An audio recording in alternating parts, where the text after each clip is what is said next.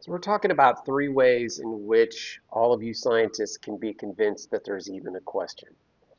And so this has been a thing for centuries, but I know you're all stuck in the language games, the scientific language games and the scientism games. And so I'm going to try to persuade you, but I can't do it with science. That's part of the problem. So I'm going to give you Thomas Reid's three ideas about what are examples of what in some sense he calls common sense principles, but also what he would say are innate ideas. So when we talk about what is the reason for believing that consciousness and mind and mental life and all of these things that we think are distinct about the human experience in the self, um, when we're trying to find reasons to believe that's not just another shadow of physical activity.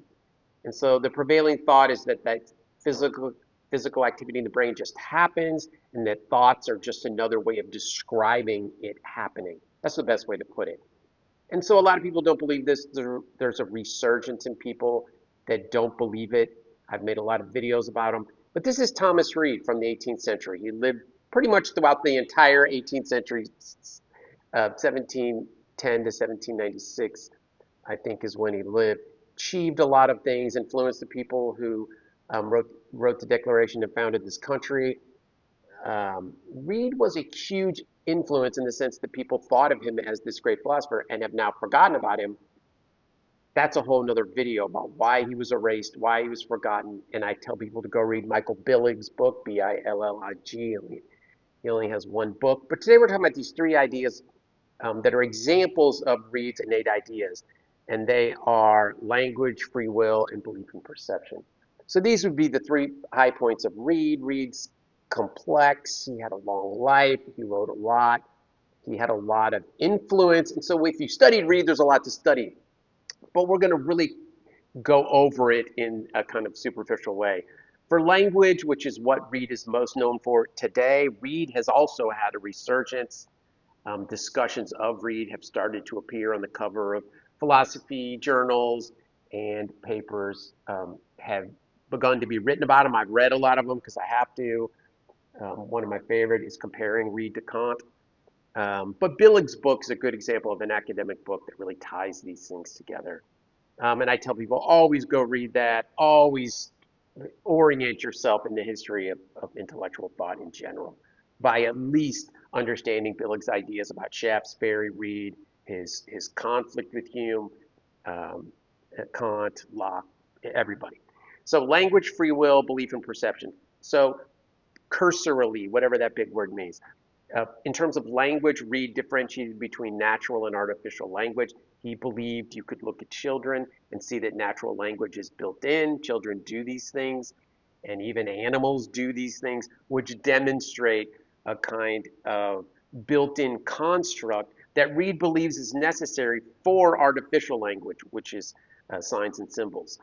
And so agreed upon signs and symbols is artificial. Natural language is in some sense, your capacity for language, but it's also what he calls natural signs, and that is how we express ourselves without words that seem to come natural, but more importantly, that we all seem to understand, which means when someone has a facial expression that might be anger, that is universally understood, which means it transcends artificial language, which means if I do something with a gesture, um, a, a, a gesture that we can all agree is universal and understood, not some crazy one I made up, that someone that speaks a different language would get the message, the smile, the frown, the angry look. Things like this all can be used to show that there is a universal understanding that wouldn't develop through learning if you're learning a specific language, but yet you understand somebody who speaks a different one.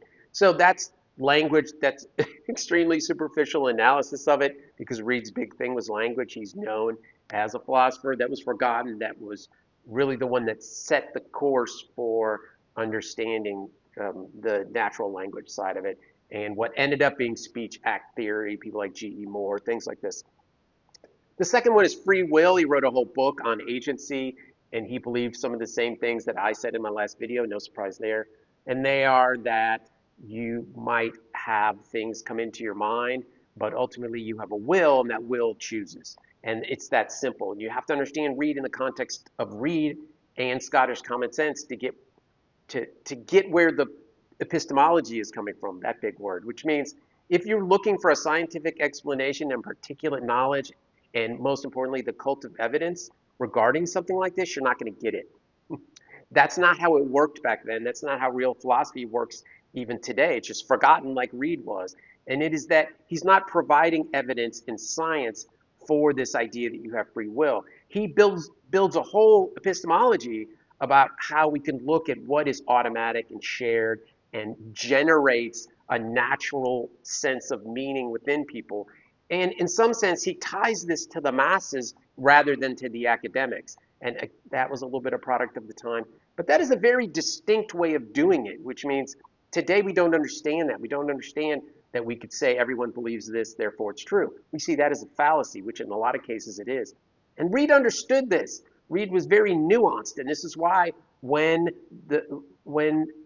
Reid's book was given to David Hume, he laughed and said it's a Presbyterian minister, but then later came back and said, wow, I had no idea, and ended up, even though that was his enemy, ended up respecting Thomas Reid like everybody did. And it's because, in no small part, Reid nuanced it, which means not everything that looks like common sense, that's shared, that's understood automatically, that's spread through all social philosophy is in fact true. A lot of those things are bullshit. Like, he knew all this, and he said all these in and out of every paragraph in his book, including his stylistically, he represented that and made fun of everyone, which he might have gotten from Shaftesbury. But that's number two, is his defense of agency and what ends up being our notion of free will, and a common sense of how he grounds it within the common sense. But if you don't know the common sense, it's a little harder. I tried to give you a brief overview. The third thing, which is the most important really for Reid, which is what's most technological about him, is the belief in perception. And that is how he believes that, and this ties back to the common sense thing I talked about, but Reid's point is that responding to Locke, but more importantly Hume, but which comes from Locke, is this idea that perception is mediated, and that mediation obscures what's true about reality, and that mediation is what's important, not the impression or there's a million words different. Like Locke used one set of words, Hume, and then Reid all signification and representation, sensation, and all these different things that confuse the language side of it, which confuse the theory of perception. So, for example, the idealist believes the mediation obscures completely, which means you can't have absolute knowledge of things like objective reality for Hume because the mediation confuses it. And Reid really, what he did was, this is really superficial, moved that location to the immediate impression, which means you look at an object, you have an immediate impression, and then you understand the mediation. So the mediation is there, says Reid.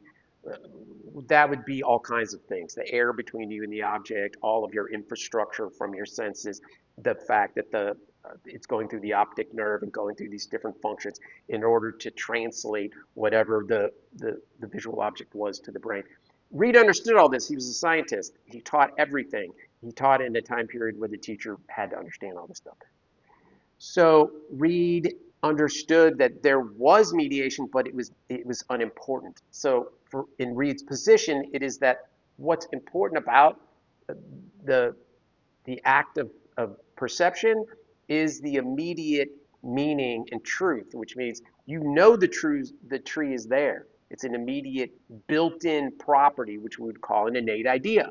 And so that innate idea is you being able to recognize very abstract things, like in one sense, just space, which means I am different than the tree. And so in children, then, you would have these built-in innate concepts that allow you to do things like language and perception, which means when you're looking at an object in reality, you're designed innately, but through nature, he would say, to believe it.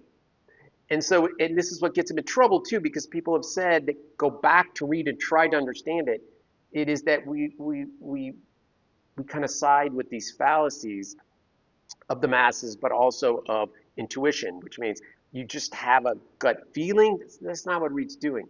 He's trying to differentiate it from gut feeling. So we have three things: language, free will, and perception.